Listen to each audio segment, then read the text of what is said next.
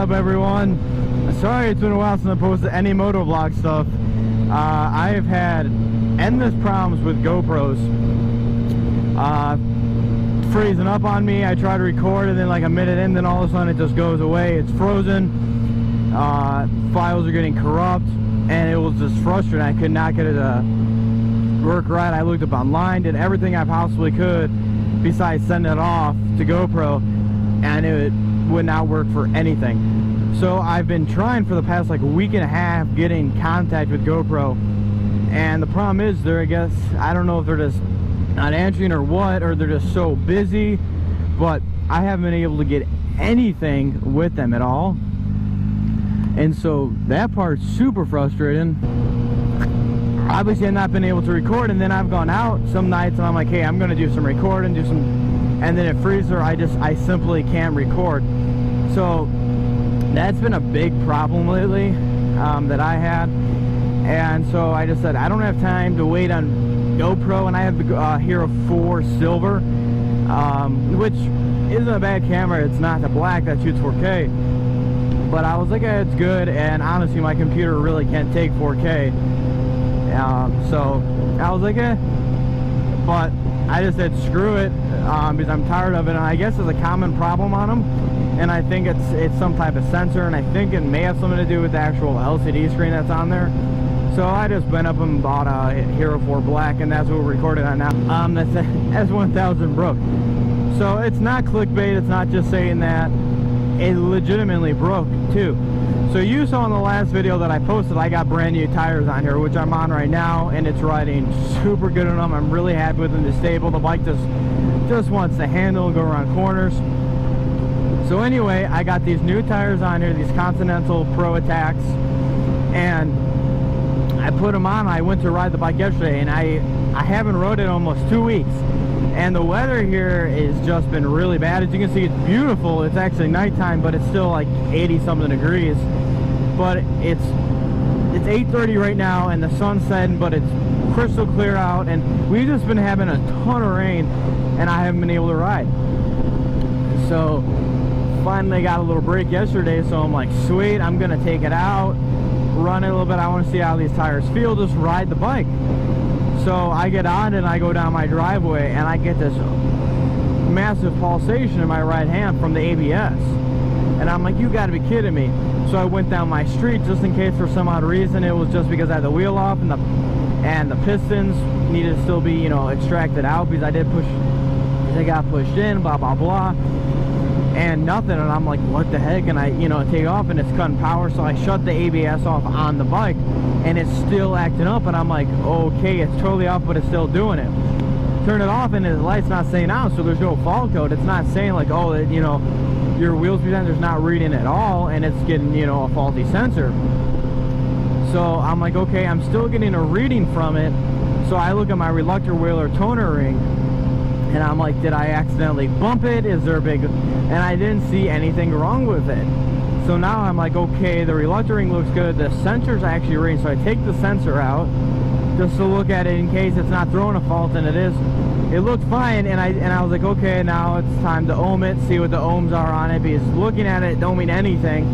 The reason I looked at it was see if I saw any damage from hitting it before I ohmed it. And then I set it back in, and then I looked at it, and I realized the air gap on this thing is huge. So I thought to myself, okay, I'm gonna figure out what the air gap is of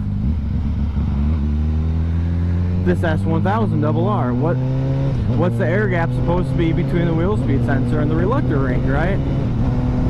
Well, I ended up finding it, and obviously it's in millimeters, but it was like 0.70 millimeters. I mean, that's very, very close to touching, and it was like 40 thousandths or something, or if it was 40 thousandths too big. Even though I just did this yesterday, I don't really remember. But I noticed, I'm like, this is way too big of an air gap. And I'm like, that's what's going on with this thing. Is it's thinking that the ABS is going on. It's not reading correctly. So it's magnetic waves, and the pattern's getting super thrown off.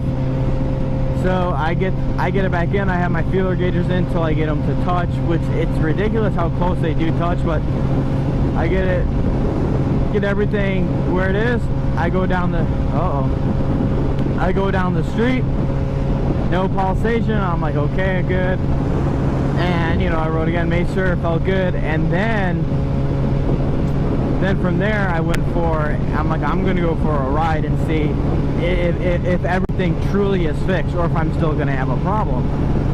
And I rode it all for like an hour yesterday and did about 50 plus miles, and I didn't have a single problem with it, so that was exciting. And I rode back, no problems, and I'm on it today right now, and I haven't had a single problem with it as we speak.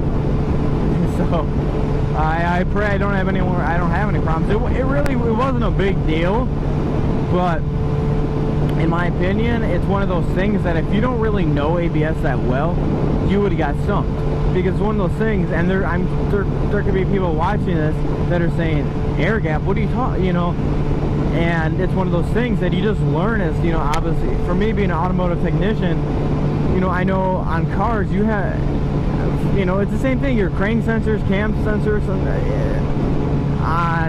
not all, but you know, on a lot of stuff, they have air gaps. The air gap's off, it ain't gonna read right, it may not run at all, it may not function at all. So it's one of those things, and that's why I look, I'm like, that gap is huge. You know, everything else looks good. I might as well go look online, check it out, see if I can figure out what the air gap spec of this bike is supposed to be, because why play around? And that was the problem. I put it on there, it's all good to go, and now I'm making the video right now. So I'm super happy that I fixed it, and I'm back to able to record, because I love making these little videos, and I hope you guys enjoy them. It's pretty awesome. I have over 1,000 subs. It's just pretty cool that 1,000 people like my stuff, even though a lot of the videos don't get a lot of views, like 20 views. I'm not really sure why, but then I have others that have 1,000, 60,000 views. But it's all part of the game, right? We got cops coming up.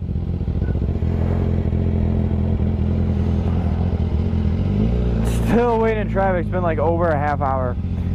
Both of my hands are pretty much numb. The clutch hand, well, it ain't happy. I ain't happy. It sucks because like in and out, in and out, in and out. So I hate, that's so much wear in the clutch too. And then my throttle hand isn't as bad because I haven't been going on off, on off. I don't know why.